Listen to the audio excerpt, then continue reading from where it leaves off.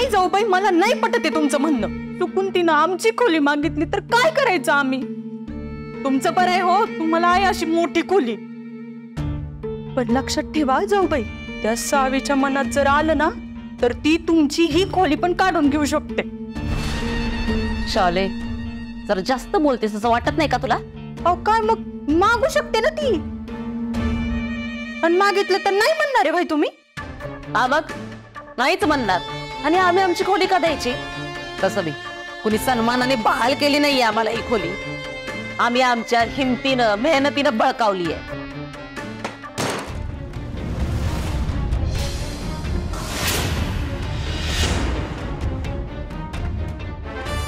मग जे बळकावलंय ते रिकामं करायचं आणि बोजा बिस्तारा गुंडाळायला घ्यायचा. चला. काय ना, काही गोष्टी ज्या त्या ठिकाणीच योग्य दिसतात. सगळं गोळा करायला घ्यायचं आणि खोली रिकामी करायची. हे आम्हाला सांगणारे तू कोण ग?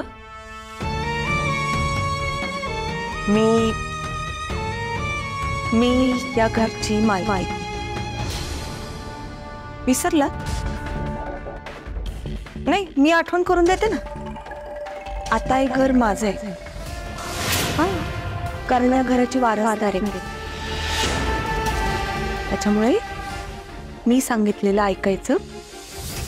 आत्ताच्या आत्ता खोली खाली करायची आणि कृष्णाईंना देऊन टाकायची.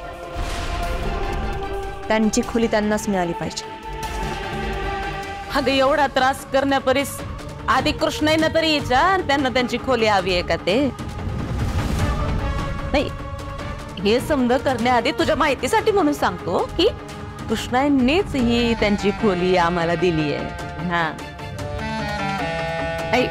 तू हवं तर त्यांना जाऊन विचार, तुम्हाला पाहिजे का बाबा तुमची खोली परत? मग काय म्हणतात? अगं मी आत्ता नाही ओळखत तुला. कोणी कुणाला काय सांगितलंय मला माहितीये. हा, आम्हीच सांगितलं कृष्णाईंना की आम्हाला तुमची खोली हवी आहे म्हणून. काय बिघडलं?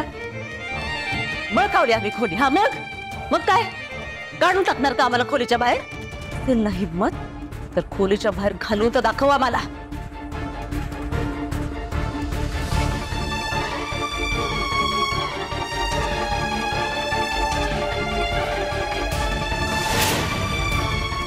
ऐक ना डार्लिंग, कशाला माझ्या हिमतीवर जाते तू? मी जर हिंमत दाखवली त्याची किती मोठी किंमत मोजावी लागेल तुला माहिती आहे ना? माहिती आहे ना, लई महागात पडेल. कशाला विषयाची परीक्षा घेतेस मग? तर लवकरात लवकर खोली सोडायची.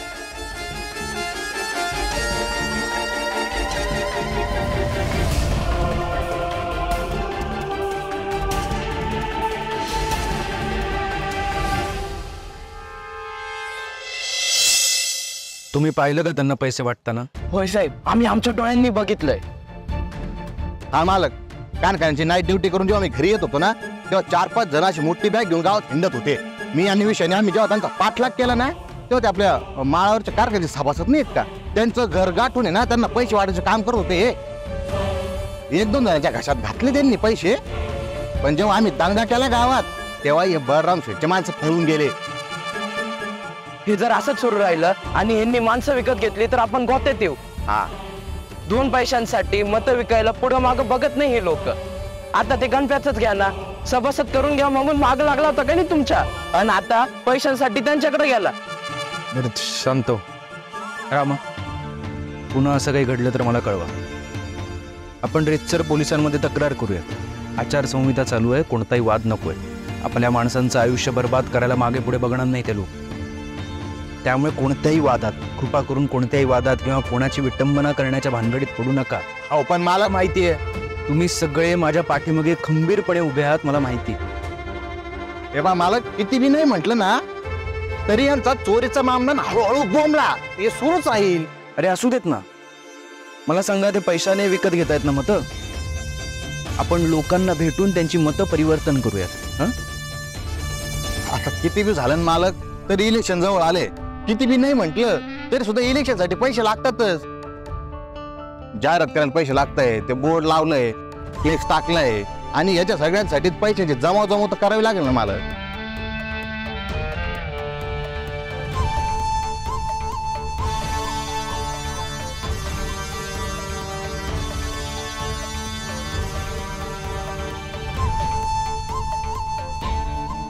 ठीक आहे, मी बघतो. होय मग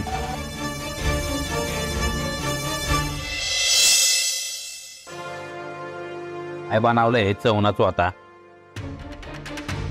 त्याचा आयुष्याचा चोता झालाय म्हणा.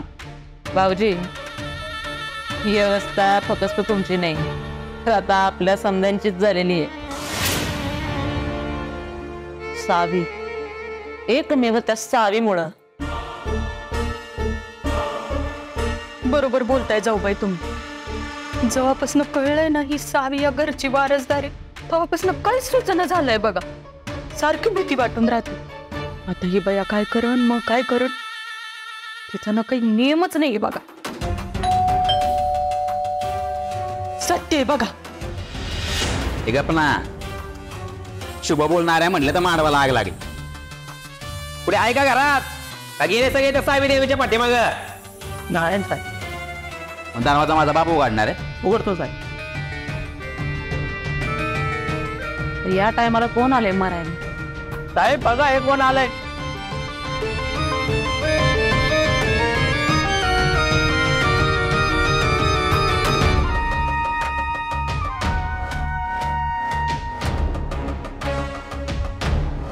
एवढी तगडी माणसं, यांचं इथं काय काम? जाऊबाई, यांना सावीने तर बोलावलं नसेल ना तिच्या माग माग फिरायला, मॅडम मॅडम करत? मला बंद ठेव ना ग लोकांसमोर. ए, कोण तुम्ही?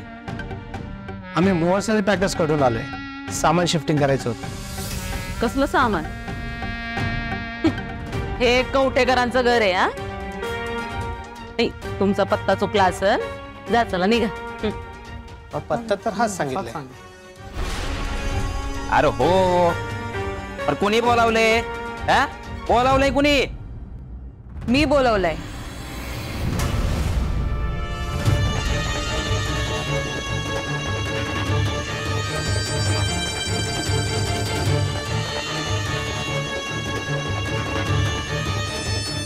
बरोबर पत्त्यावर आणि अगदी वेळेत आलाय तू. मॅडम काय काम करायचं होतं सांगा. हा, सांगते ना. ही जी खोली आहे ना, त्यातलं सगळं सामान बाहेर काढून फेकून द्यायचं. एवढं सोपं करायचं. जाऊबाई, ही तर तुमची खोली आहे.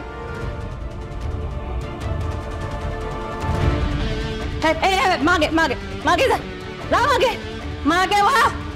अजिबात आमच्या खोलीकडे फिरक लागतं बघा. आमच्या वस्तूंना हात लावलेला आम्ही खपावून घेणार नाही, आणि दुसऱ्या कोणाची खोली बळकावून घेतलेली मला खपणार नाही. दादा, काढा ना तुम्ही सामान.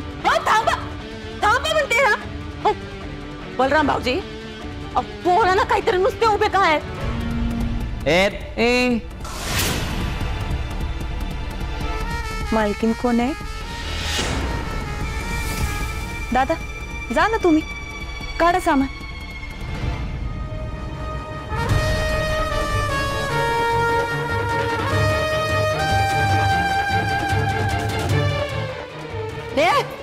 खबरदार आहे, पाऊस जरी पुढे टाकलं तर अजिबात माझ्या सामानाला हात लावायचा नाही, सांगून ठेवते. पक्की माकडावाने दिसते, थांब दाखवते तुला.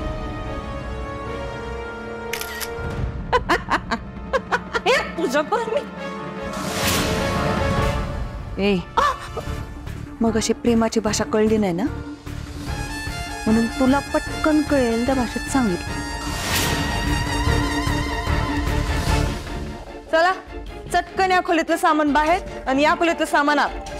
हे नंदा मॅडम, या घरातलं सरकार बदललंय आता. हे जितकं लवकर तुमच्या लक्षात येईल ना, तितकं चांगलं आहे तुमच्यासाठी.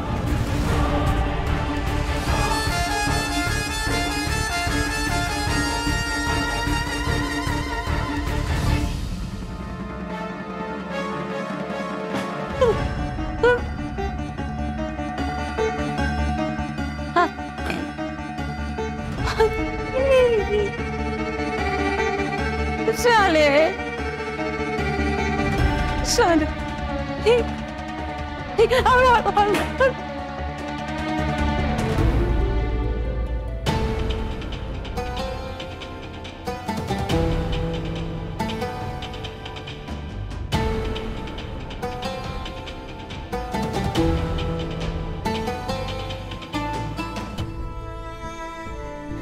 अर्जुन,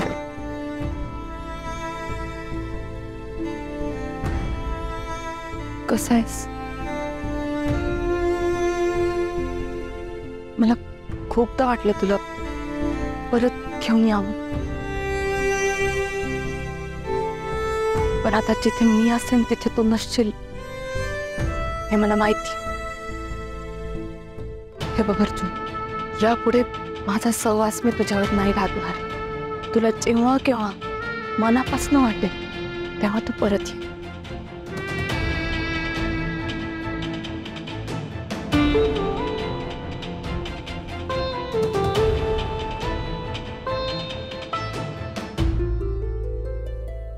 मालकीनबाई, तुम्ही आज या गाडीमध्ये चला, आपल्याकडे इथे वाया घालवायला वेळ नाहीये.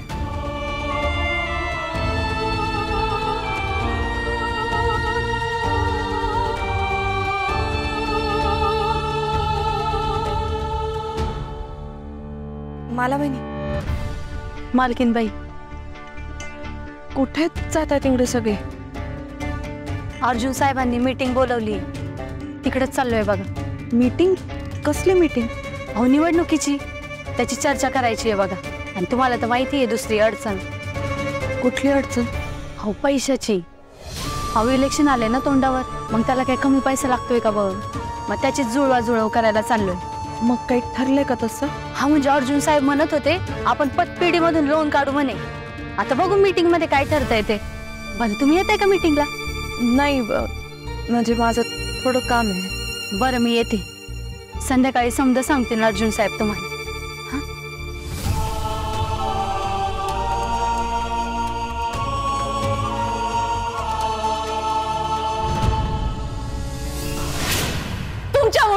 तुमच्यामुळे येळ आली आज आमच्यावर. आम्हाला चक्क आमच्या खोलीतून बाहेर हाकललंय त्या बाईनी. आता तरी कळतंय का? आता तरी डोळे उघडतायत का तुमचे? घरातनं बाहेर काढलेल्या नागिनीला घरात आणून दूध पाजायला लागलात तुम्ही. काय मिळालं हे करून? सांगा ना, काय मिळालं? रोज रोज असंच होणार आहे. आता रोज आमचा अपमान होणार आणि तुम्ही असे ढिम्मपणे बसून बघत राहणार फक्त. आता बोला ना. हे आळू काय? हे मामा, मला ना आता कंटाळा आला हिचं ऐकून ऐकून. किती समजावलं, ऐकतच नाही. तुला काय समजावता येतं का? बघ, कोणी काही समजायची गरज नाही. लहान नाही होता मी. नंदा, असे काय करते? चावीनं तुला खोली बाहेर काढलं काय? तुझा अपमान झाला काय? तुझ्या मनाला यातना झाल्या काय? सगळं कळतंय. पण तिनं जे काही केलंय त्याचं आम्हाला काहीच वाटत नाही असं नको समजू. वाटतंय आम्हाला, वाईट वाटतंय. तुला वाटतं ना की तिला या घरातून हाकलून द्यावं म्हणून, या घरात ठेवू नये म्हणून आम्हालाही वाटतं ना. पण कसं आहे नंदा, सध्या तिला या घरात ठेवणं आपल्या हिताचं आहे, गरजेचं आहे. कसं आहे, मोठं युद्ध जिंकायचं असेल ना तर या छोट्या छोट्या लढाया ना हाराव्याच लागतात. म्हणजे काय होतं त्याने की समोरच्या माणसाचा अंदाज कळतो, त्याची ताकद कळते, त्याचा कोणता वार करणार आहे ते कळत. मग याच्या आधी एवढी युद्ध खेळलात तुम्ही, काय झालं? काय होतंय माहितीये का नंदा, तुझं लक्ष आहे ना फक्त गडावर आहे आणि आमचं जे लक्ष आहे ना ते संपूर्ण राज्यावर आहे. ते आम्हाला काय माहित नाही. आम्हाला हे सहन होत नाही आणि सहन करायचंही नाही. तू काय करणार आहे? तू काय करणार आहे? लई लई उडते ना ती. नाही तिला धरून आपटला ना चालणं मुश्किल होईल तिचं. असं काहीतरी करेन ना, हे छोट्या लढाया तर जिंकेनच, मोठी युद्ध सुद्धा जिंकेन. हे मावळट, काय करायचंय ते कर, पण आधी मला सांगायचं. खूप मेहनत करून मी इथपर्यंत पोहोचलोय, त्याच्यामुळे मला विचारल्याशिवाय एक पाऊल सुद्धा पुढे टाकायचं नाहीये. हो तुम्ही सांगता आम्हाला विचारून करता काय करायचंय ते? हे आम्हाला पहिल्यापासून संशय होताच की तुमचं काहीतरी सुरू आहे, पण नाही. किती वेळा विचारलं तुम्हाला, एका शब्दानं बोलल्या. काही गोष्टी असतात नंदा ज्यांना बोलता करायच्या असतात. हो ना, मग आता आम्ही पण तेच करणार आहोत आम्ही. आता तुम्ही बघायचं मी काय करतो ते. नंदा नंदा नंदा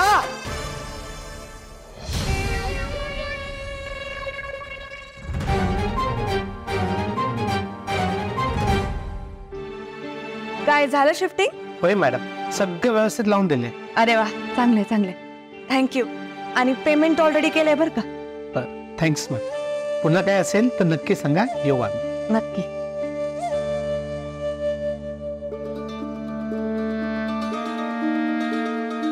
वहिनी तू हे केलंस ते चांगलंच आहे, पण आता नंदा वहिनी गप्प बसणार नाही. ते आता माझ्यासाठी महत्वाचं नाहीये प्रिया. आलीस मी.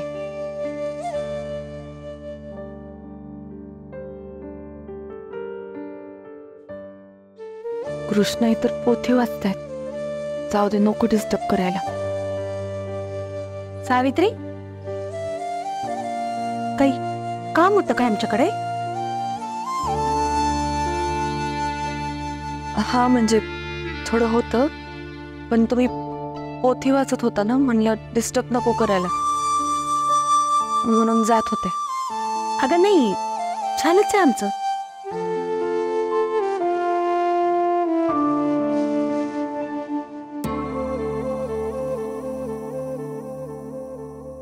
बोल ना.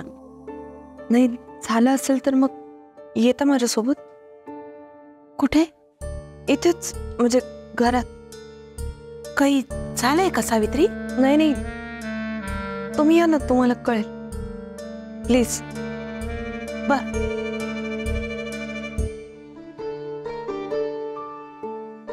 प्रिया, वहिनी, तुम्ही इथं? नक्की काय झालंय, आम्हाला काही कळेल का? कृष्णे, चला. कुठं? जे तुमच्या हक्काचं आहे आणि जे तुमच्याकडनं जबरदस्तीने हिरावून घेतलं गेलंय, ते तुम्हाला परत द्यायची वेळ आली. चला माझ्यासोबत.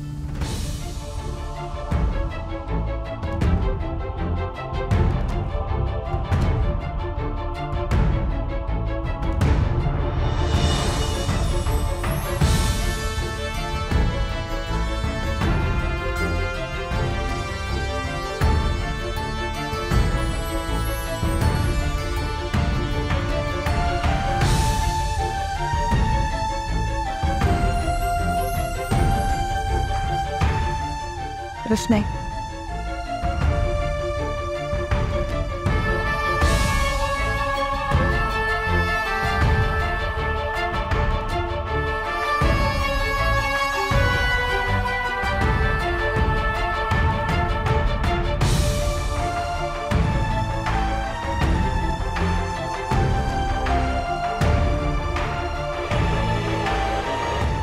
सावित्री, ही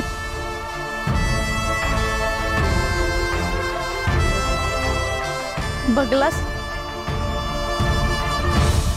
पोरीने हिला विस्कटलेल्या घड्या नीट बसूक सुरुवात केली. आता पुन्हा एकदा या घराचा नंदनवन होतं ना. बघा, माहित होतं सावित्री सगळ्या जबाबदाऱ्या नीट पार पाडा. सगळ्या काय पूर्वीसारखं होईल. गुणाची माझी माहिती. खरंय बाई, खूप बरं वाटतंय आम्हाला, पण पोटात एक भीती आहे. म्हणजे? अगं, ही खोली नंदाला दिली होती ना, आता तू परत आलीयस, नंदाकडनं एक खोली काढून घेतलीये. तिला हे सगळं सहन नाही होणार. आतापर्यंत रागाचा पारा चढला असेल तिचा. तो पारा कसा थंड करायचा मला चांगलंच माहिती आहे कृष्ण. आणि हवेत गेलेल्या लोकांना हवेतच कसं कोलायचं हे पण चांगलं माहिती. तुम्ही नका टेन्शन घेऊ. काय आजवर मी तुम्हाला आई म्हणत आले आणि एका मुलीने तिच्या आईचा हक्क मिळवून देणार काहीच गैर नाही.